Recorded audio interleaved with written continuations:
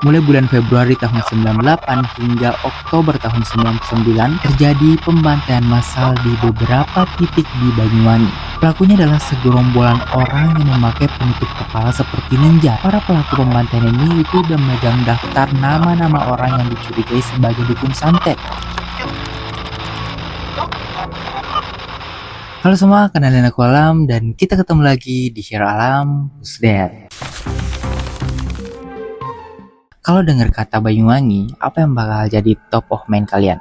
Pasti nggak jauh-jauh dari liburan di pantai dan pemandangan indah di timur Jawa, ya kan? Tapi guys, di balik semua keindahan itu, Banyuwangi punya sisi gelap yang bikin merinding, yaitu santet.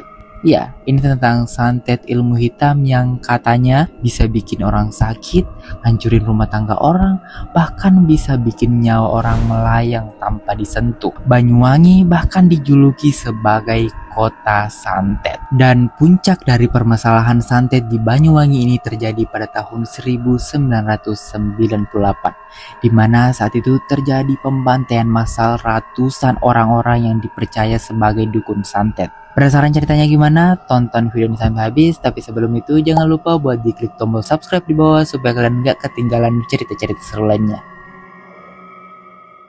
Dulu di Banyuwangi memang terkenal ada banyak dukun. Tapi guys, yang harus kalian tahu, profesi dukun di sini itu bukan semata-mata cuma buat nyantet orang. Ada juga dukun yang memang menggunakan kekuatan kesaktiannya buat membantu orang-orang.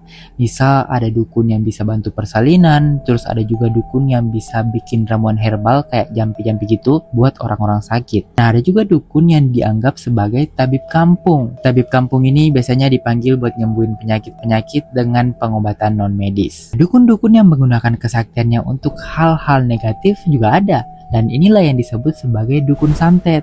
Nah, dari sinilah cerita tentang kepercayaan santet jadi kuat banget di masyarakat, sehingga banyak yang mengaitkan kejadian-kejadian yang terjadi di lingkungan sekitar dengan kiriman-kiriman santet. Misal sering tiba-tiba ada orang yang sakit tanpa sebab, orang-orang pasti nganggep kalau ini semua itu kiriman santet. Atau misal panen gagal, ayam mati mendadak, rumah tangga ribut, itu semua bisa dikaitin dengan kiriman santet. Jadinya masyarakat resah dengan kehadiran banyak dukun santet di daerah tersebut. Hidup di Banyuwangi waktu itu bikin ketar-ketir banget, karena dikit-dikit santet. Saking mudahnya kirim santet dan banyaknya dukun santet saat itu, sampai-sampai konon dulu ada ungkapan bahwa seseorang bisa memesan santet hanya dengan Rp5.000 saja. Makanya karena itulah Banyuwangi akhirnya dapat julukan kota santet. Dan di tahun 1998 ketakutan masyarakat itu pecah menjadi tragedi besar yang sangat-sangat mengerikan.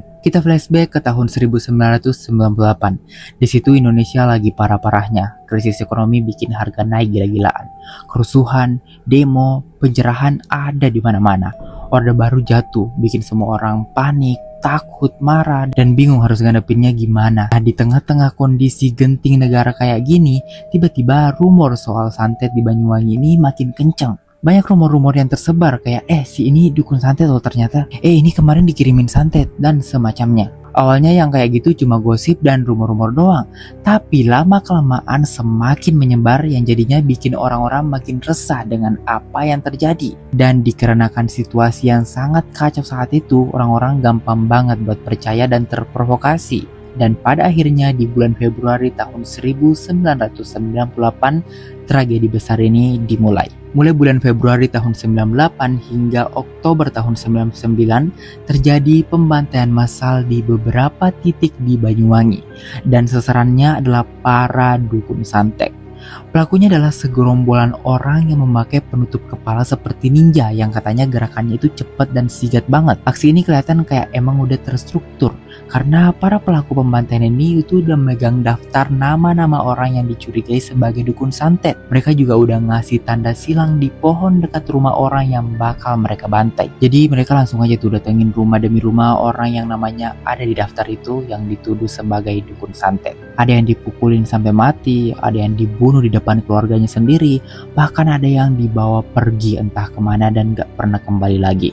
Parahnya guys, nggak semua korban itu dukun santet. Awalnya emang targetnya itu orang-orang yang diduga sebagai dukun santet, tapi banyak yang salah sasaran. Jadinya banyak tabib kampung, tukang pijat, guru agama, pengidap gangguan mental, serta orang-orang sipil biasa yang sama sekali nggak punya ilmu apa-apa juga ikut jadi korban karena dikira mereka dukun santet. Nah, setelah di Banyuwangi, gerombolan sosok-sosok pembantai dukun santet ini merembet ke beberapa wilayah lain di daerah Jawa Timur. Dalam kurun waktu Februari 1998 hingga tahun 99, data dari Komnas HAM menyatakan bahwa keseluruhan korban tewas yang terdata mencapai 309 orang. Di antaranya 194 orang dari Banyuwangi, 108 orang dari Jember, dan 7 orang dari Malang. Saat itu orang-orang sangat ketakutan, penjagaan diperketat dan ronda dilakukan tiap malam. Ada satu cerita dari seorang wanita yang gak disebutkan identitasnya yang aku dapat dari artikelnya BBC. Ayah wanita ini ikut jadi korban pembantaian salah sasaran itu,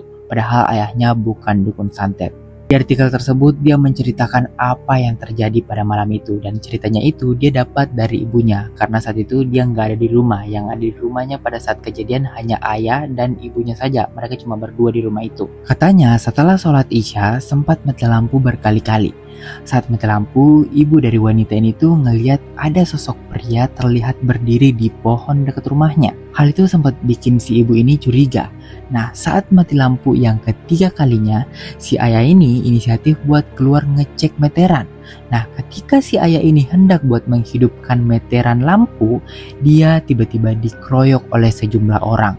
Lalu terdengar suara jeritan dan teriakan. Si ibu ini ketakutan banget saat itu, kakinya udah lemes banget sampai dia nggak berani keluar sampai pagi. Dan keesokan paginya dia baru memberanikan diri keluar. Jasad suaminya ditemukan meninggal dunia dan tergeletak dengan kondisi yang sangat mengenaskan di kebun dekat rumahnya.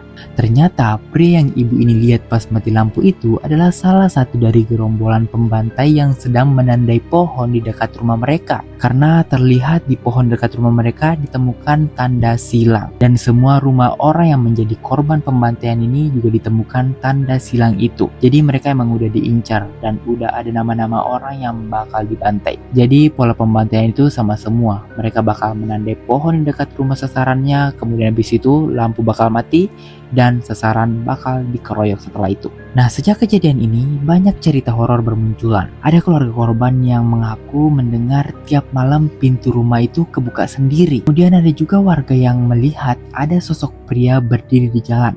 Padahal orang itu udah meninggal gara-gara tragedi ini.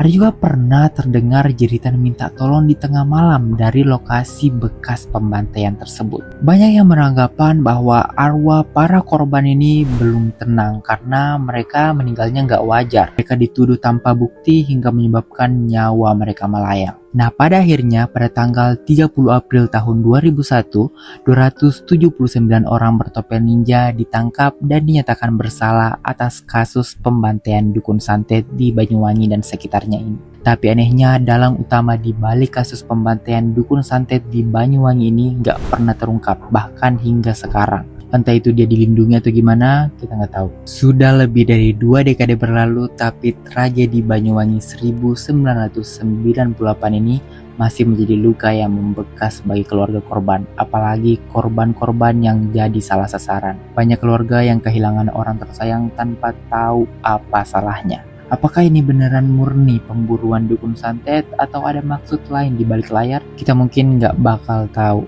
Oke teman-teman, gimana menurut kalian tentang kasus ini? Apakah kalian punya spekulasi mengenai penyebab-penyebabnya? Kalau ada, tulis saja di kolom komentar, nanti kita diskusi bareng-bareng. Dan buat teman-teman semua yang punya saran next konten kita bahas apa lagi, tulis saja di kolom komentar atau langsung aja DM ke Instagram aku. Terima kasih banyak banget yang udah mau nonton video ini sampai habis. Jangan lupa buat diklik tombol like, comment, dan subscribe. Kita ketemu lagi di cerita-cerita selanjutnya.